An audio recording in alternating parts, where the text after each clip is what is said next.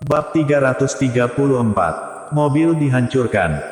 Seketika Jamili dan Izzy Yu ditangkap dan dibawa pergi. Sampai dia dibawa pergi, Izzy Yu tidak tahu mengapa menantu dari keluarga kecil dapat diperlakukan dengan sangat hormat oleh keluarga kaya raya kota Zhou. Mulai hari ini dan seterusnya, tidak akan ada lagi Jamili dan Izzy Yu di kota Tianfu. Aku harap semua orang akan mengikuti peraturan. Jika seseorang melakukan kesalahan yang sama lagi, kami tidak akan pernah mentolerirnya. Indra Chen mengalihkan pandangannya ke arah orang-orang, dan berkata dengan ekspresi tegas. Ya, karyawan lainnya menjawab satu persatu, bagaimana mungkin ada yang berani mengatakan tidak. Setelah ceramah singkat, Indra Chen memandang Jerry Yang, dan berkata dengan hati-hati, Tuan Yang, aku tidak tahu apakah kamu puas dengan cara aku menanganinya. Jerry Yang sedikit mengangguk, manajer sebelumnya telah pergi, haruskah kita mengatur manajer baru? Meskipun Indra Chen masih tidak tahu apa yang terjadi, sejak dia memasuki kota Tianfu, dia menemukan seorang karyawan wanita berjubah berdiri di samping Jerry Yang. Dia tiba-tiba menyadari, dan mengangguk dengan cepat, Tuan Yang, aku pikir Meka Wang cukup baik, dia bisa menjadi manajer penjualan kota Tianfu. Bagaimana menurutmu?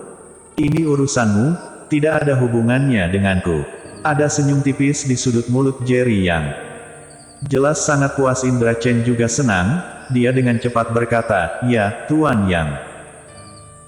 Setelah selesai berbicara, dia melirik Meka Wang yang tertegun, lalu mengalihkan pandangannya ke arah hadirin, dan mengumumkan dengan lantang, mulai hari ini, Meka Wang akan menjadi manajer penjualan kota Tianfu, bertanggung jawab atas segalanya di kota Tianfu.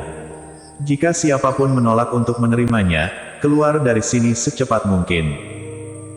Ketika Indra Chen mengucapkan kata-kata ini, semua orang tidak percaya, dan dengan cepat menjawab, ya.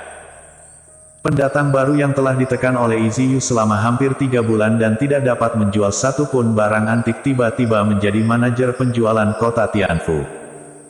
Bagi Meka Wang, ini adalah berkah dari surga. Tapi dia mengerti dengan jelas bahwa semua ini karena Jerry Yang. Mengapa kamu di sini? Setelah Indra Chen selesai menangani masalah kota Tianfu, Jerry Yang bertanya dengan curiga. Tuan Yang, sebulan yang lalu, kota Tianfu diakuisisi oleh keluarga Chen. Kakekku ingin membuka pasar di ibu kota provinsi, jadi dia mengatur agar aku datang dan mengambil alih beberapa bisnis di ibu kota provinsi. Aku juga sedang memeriksa pekerjaan. Aku tidak menyangka akan bertemu Tuan Yang di sini. Tuan Yang, apakah kamu membutuhkan sesuatu di kota Tianfu? Setelah Indra Chen menjelaskan, Jerry Yang mengerti apa yang sedang terjadi. Sejak runtuhnya keluarga Yuan di kota Zhou, keluarga Chen telah menjadi keluarga yang dominan, dan kekuatan serta status keluarga telah meningkat dari hari ke hari.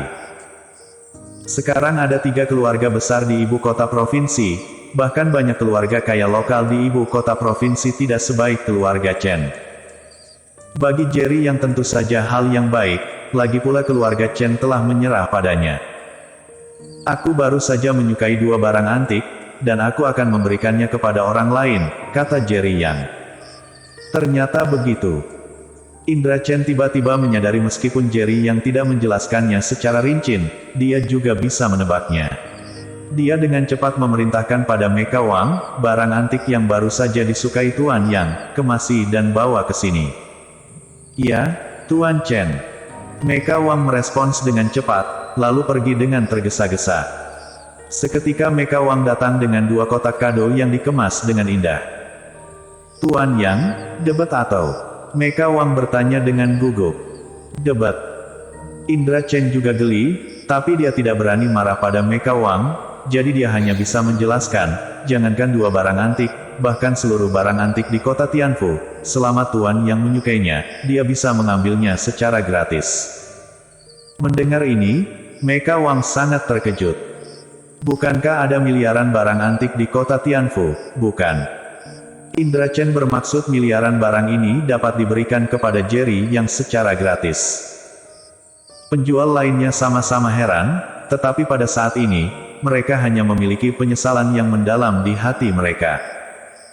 Jika bukan karena memandang orang dengan rendah, bagaimana mungkin ada pendatang baru yang baru memasuki kota Tianfu kurang dari 3 bulan? Tapi sudah terlambat untuk menyesalinya sekarang, pendatang baru yang biasanya mereka tekan, tiba-tiba menjadi bos mereka. Indra Chen lama-lama sekali baru datang, artinya Meka Wang yang akan memberi keputusan akhir tentang kota Tianfu di masa depan. Memikirkan hal ini, kebencian mereka terhadap Izzy Yu tiba-tiba menjadi sangat kuat. Lagi pula, itu semua karena si Jalang Izzy. Jerry yang tidak sungkan jika bukan karena dia, keluarga Chen tidak akan bisa mendapatkan kejayaan yang mereka miliki saat ini. Kalau begitu terima kasih, Tuan Muda Chen. Jerry yang tersenyum, dan pergi dengan 2 barang antik. Ketika Jerry yang pergi, Indra Chen menghela nafas lega, dengan cepat mengeluarkan tisu, dan menyeka keringat dingin di dahinya. Di depan Jerry Yang, dia bahkan tidak berani melepaskan nafasnya. Tuan Chen, siapa orang itu barusan?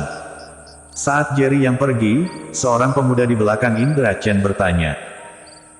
Indra Chen berkata dengan wajah yang rumit, siapa dia? Aku tidak bisa mengungkapkan terlalu banyak, tetapi kamu hanya perlu mengingat 1 kalimat dari aku. Apa? Tanya pria itu curiga. Aku lebih suka memprovokasi Hades daripada memprovokasi Tuan Yang. Indra Chen berkata dengan serius. Mendengar ini, pria itu tidak bisa menahan diri untuk tidak gemetar. Kedengarannya berlebihan, tapi dia mengerti dengan jelas tentang betapa hormatnya Indra Chen. Dia otomatis tidak berani meremehkan pemuda yang bisa membuat Indra Chen begitu takut. Saat ini, Jerry yang sudah mengemudi menuju rumah Han. Setelah urusan di kota Tianfu, pesta ulang tahun Vivi Han hampir dimulai. Setengah jam kemudian, Jerry yang memarkir mobilnya di pintu sebuah rumah mewah.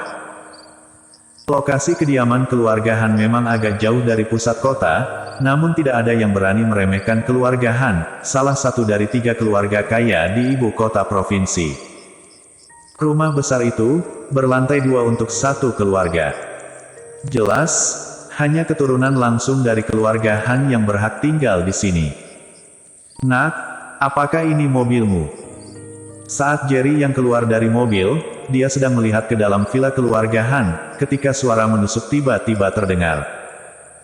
Terlihat Bentley biru langit diparkir di samping, sekelompok anak muda mengenakan baju bermerek di sekujur tubuh mereka, menjulurkan kepala keluar jendela belakang.